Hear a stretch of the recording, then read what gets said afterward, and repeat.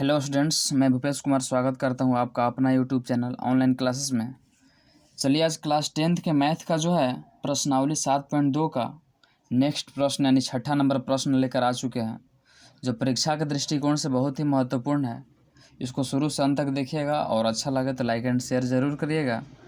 चलिए छठा नंबर प्रश्न जो है सबसे पहले चर्चा करते हैं।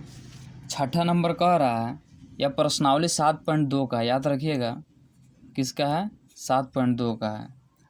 तो कह रहा है कि यदि बिंदु 1 2 4 y 1 6 और 3 5 इसी क्रम में लेने पर एक समांतर चतुर्भुज के शीर्ष हो तो x और y ज्ञात करना है।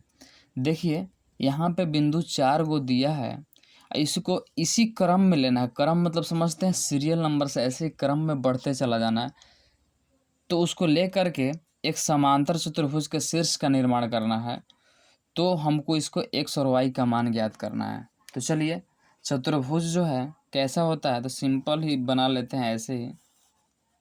समांतर चतुर्भुज किससे कहते हैं, जिसके आमने सामने की भुजा क्या हो, समांतर हो। तो देखिए यह समांतर हो गया। आयत को भी हम समांतर चतुर्भुज कह सकते हैं। तो हम उसी आकार के बना लिए। ये कन्फर्म नहीं है कि आयत है, लेकिन समांतर चतुर्भुज को कह सकते हैं। अब देखिए इसको इसी क्रम में लेना है।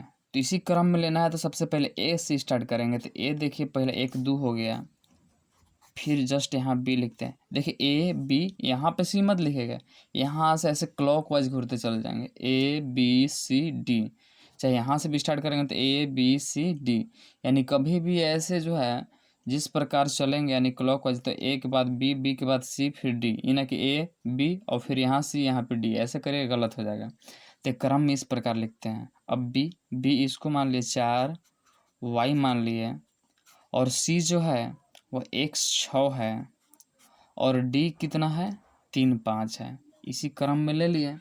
अब देखिए अगर इधर उधर आप करिएगा तो आंसर इसका जो है गलत आएगा, इसलिए क्रम में ही लिखिएगा, सीरियल नंबर से लिखिएगा। तो हमको x और y का मान ज्ञात करना है। तो देखिए इसको हम हल किस प्रकार करते हैं। हम जानते हैं, क्या जानते हैं, आप लोग भी जानते होंगे तो, और नहीं जानते हैं तो जान लीजिए। हम जानते हैं कि समांतर चतुर्भुज, ये क्या चतुर्भुज है, कौन सा, तो समांतर चतुर्भुज है। तो समांतर चतुर्भुज के जो है विकर्ण परस्पर क्या होते हैं, परस्पर समद्विभाजित होते हैं। क्या होते हैं, समद्विभाजित होते हैं। समद्विभाजित मतलब क्या, ये दोनों विकर्ण इसको बोलते हैं, जिसको अंग्रेजी में डायगोनल बोलते हैं।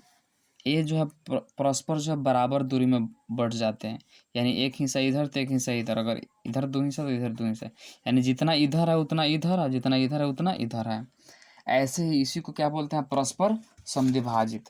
तो परस्पर समद्विभाजित हो रहे हैं यानी कि बीच भाग में विभाजित हो जाते हैं। दोनों विकर्ण क्या होते हैं, बीच में विभाजित हो जाते हैं। देखिए यानी कि एक हिस्सा इधर एक हिस्सा इधर, इसका भी एक हिस्सा इधर एक हिस्सा इधर। तो देखिए जब बीच में विभाजित होता है तो इसका एक सूत्र होता है, वह होता है मध्य बिंदु का। यह कहाँ पे है, यह जो है वो जो है वह मध्य बिंदु है। ये जो टकरा रहा है आपस में, इस दोनों का मध्य बिंदु है।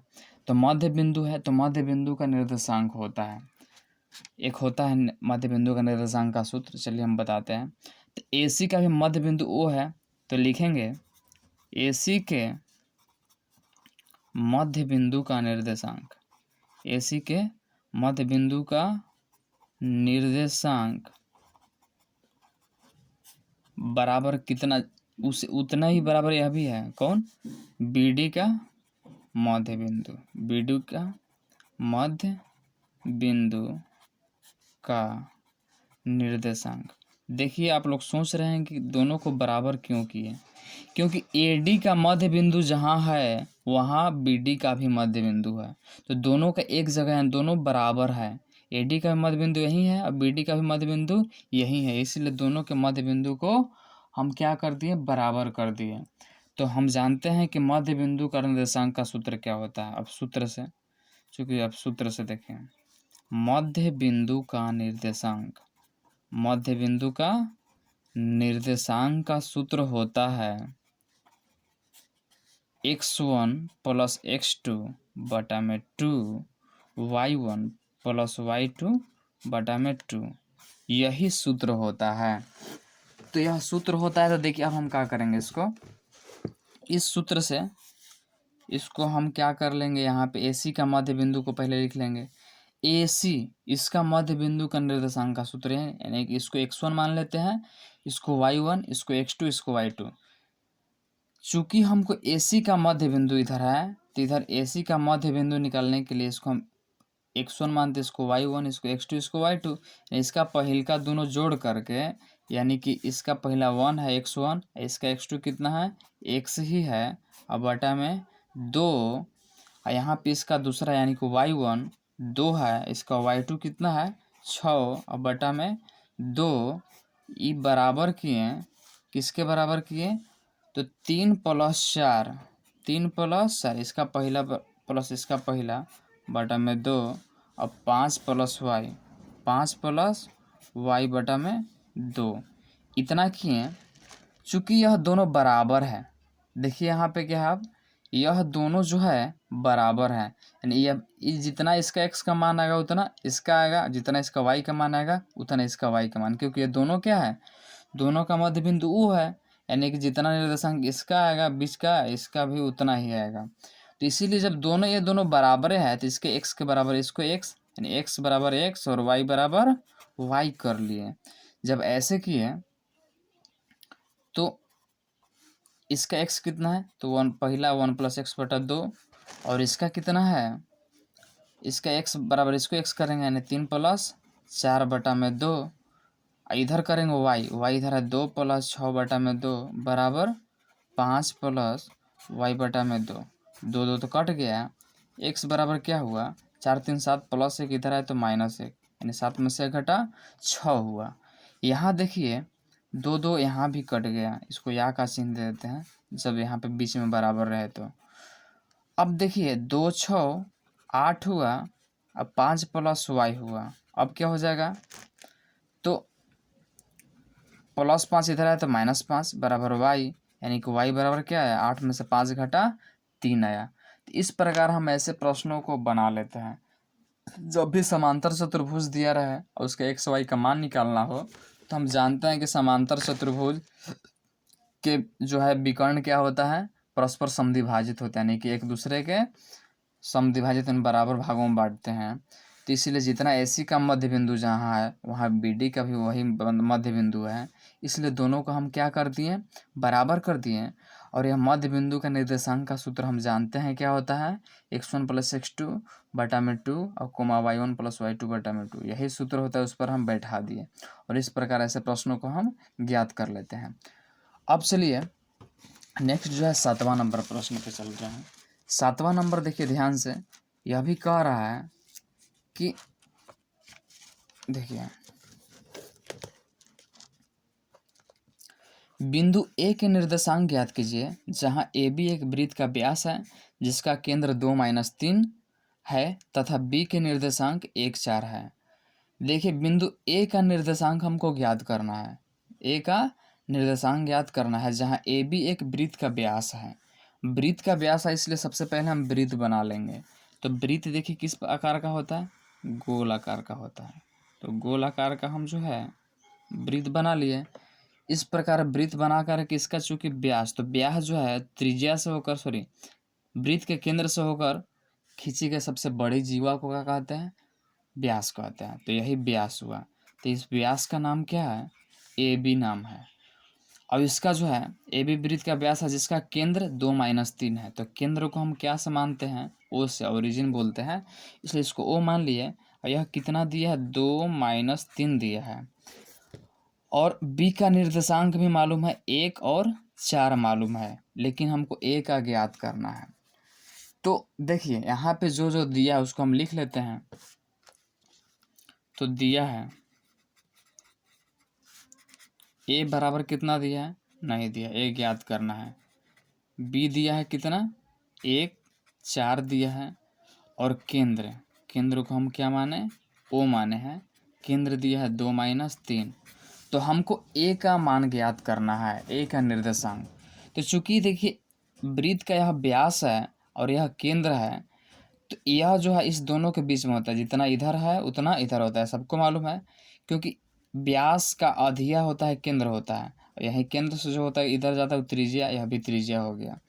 तो कभी भी केंद्र जो है वह व्यास के केंद्र जो है बीच में होता है, तो बीच में होता है इसलिए बीच का सूत्र होता है, क्या होता है, तो चूँकि मध्य बिंदु का निर्देशांक, मध्य बिंदु का निर्देशांक का सूत्र क्या होता है, वही सूत्र प्रयोग कर लेंगे। क्यों करेंगे, क्योंकि यह मध्य बिंदु है, इस दोनों के मध्य में है। तो मध्य बिंदु का निर्देशांक क्या सूत्र होता है, तो x1 प्लस x2 बटा में 2 y1 प्लस y2 बटा में 2, इस प्रकार सूत्र होता है। इसलिए देखिए इसको लिख देंगे पहले सूत्र से।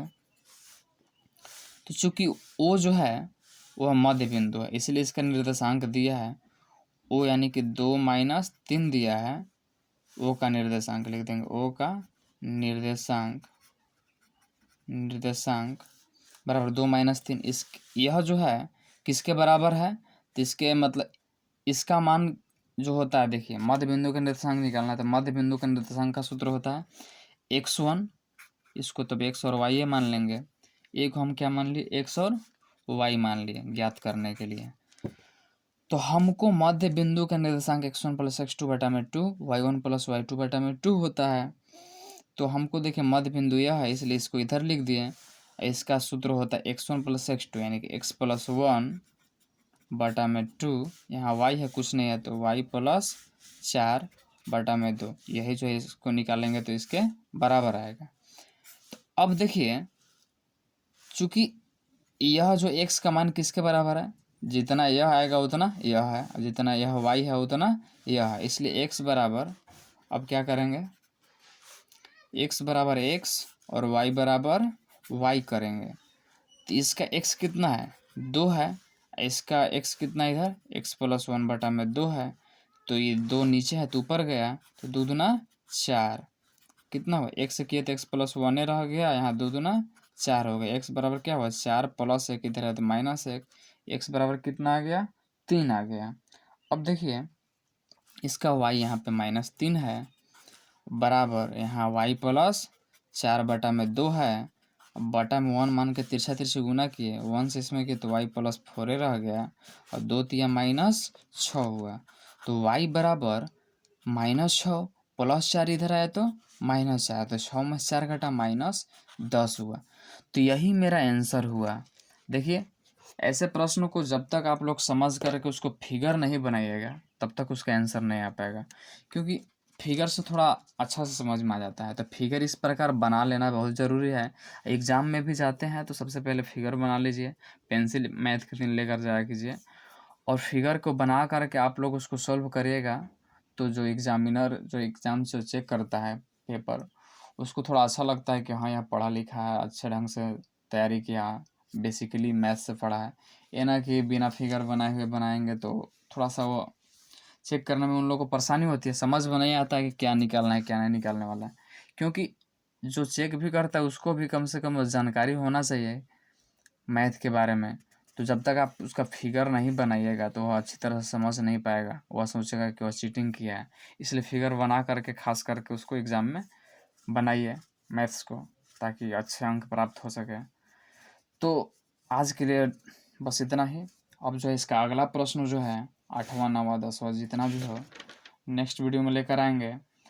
और यदि आप 10th का संपूर्ण वीडियो मैथ का देखना चाहते हैं तो हमारे चैनल में जा कर के वहाँ पे मैथ का प्लेलिस्ट दिया गया है, और वहाँ पे मैथ का सीरियल नंबर से शुरू से अंत तक जो है टोटल मैथ सॉल्व किया गया है। और उसको देखिए आप लोग, और अच्छा लगे तो अपने जो है दोस्तों के पास भी शेयर करें ताकि उन लोगों को भी जो है हेल्प हो। तो ठीक है, आज के लिए बस इतना ही, धन्यवाद।